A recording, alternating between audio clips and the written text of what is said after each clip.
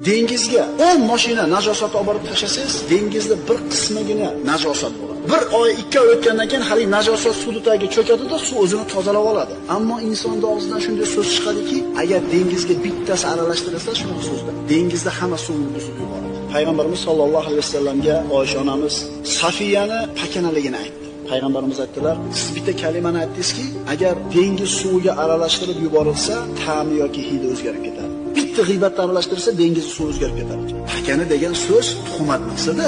Haqiqatan pakana edi. Bir odam haqida gapirasiz, shu gapni eshitsa xafa bo'ladimi? Demak, shu g'iybat. Agarchi bolalarimizga g'iybatning nimaligini tushuntirib qo'yib turib, kech payt aytasan, necha marta g'iybat qilganim edi. Bir o'tirishda o'zi bir 10 ta bo'ladi. Payg'ambarimiz sollallohu alayhi vasallam zamonlarda bir saslikka, o falon joyda munofiqlar yoki yahudlar bizni g'iybat qilishdi. Shuni hidi ketdi.